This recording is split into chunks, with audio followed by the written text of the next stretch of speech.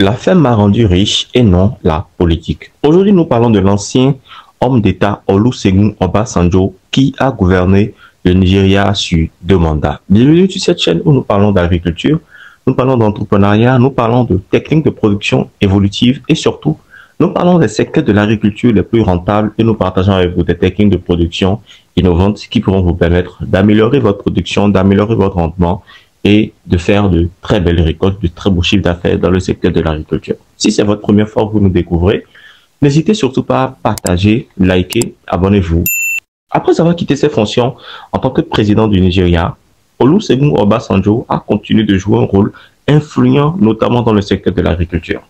La Ota Farm, également appelée Obasanjo Farm, est située à Ota, dans l'état d'Ogun. Cette ferme est un exemple emblématique de son dévouement à l'agriculture et à la sécurité alimentaire en Afrique.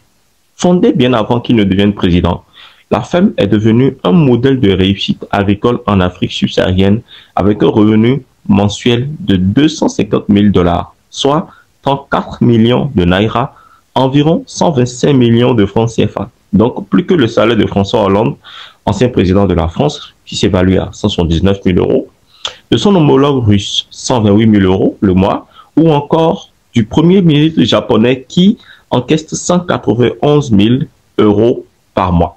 Obasanjo Farm est une entreprise agricole diversifiée impliquée dans la production de poulets, d'œufs, de poissons, de lapins, de légumes, de bovins, des ovins, des porcs, du lait et du fourrage et d'autres produits agricoles.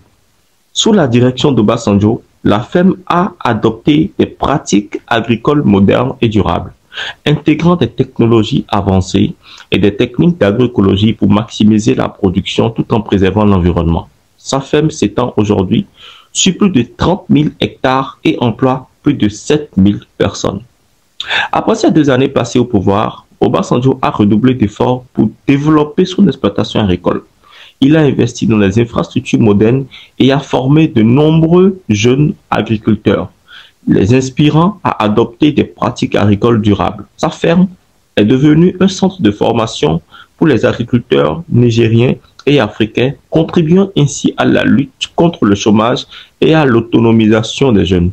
Obasanjo n'a pas seulement utilisé sa ferme comme une entreprise commerciale, mais aussi comme une plateforme pour promouvoir des politiques agricoles favorables. Il a plaidé pour un soutien accru du développement du gouvernement aux agriculteurs, l'amélioration de l'accès au crédit agricole et le développement des infrastructures rurales. Grâce à ces efforts, il a contribué à faire de l'agriculture une priorité nationale au Nigeria. En outre, Obasanjo continue d'être une voix influente sur la scène internationale.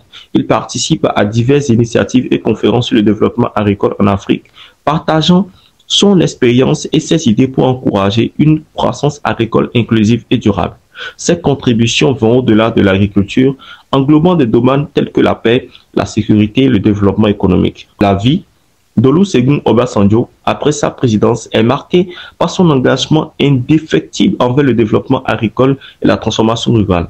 Sa ferme agricole, Obasanjo Farm, est un témoignage de sa vision pour un Nigeria autosuffisant et prospère. Et son influence continue de se faire sentir à travers ses initiatives et ses efforts pour améliorer les conditions de vie des Nigériens.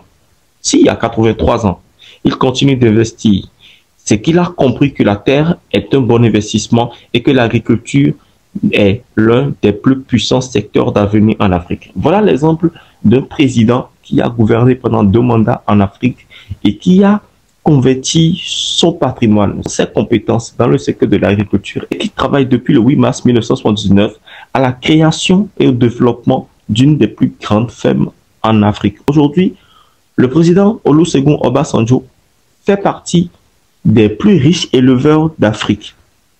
Si en tant qu'ancien président, il a compris que le pouvoir n'est pas source de richesse, c'est que la jeunesse africaine doit suivre cet exemple-là et surtout développer le secteur de l'agriculture pour avoir des résultats beaucoup plus impressionnants et surtout pour pouvoir créer de la richesse sur le continent. C'était tout dans cette vidéo. Si vous avez apprécié, dites-nous dans les commentaires ce que vous connaissez sur le président Obasanjo que nous n'avons pas mentionné dans cette vidéo.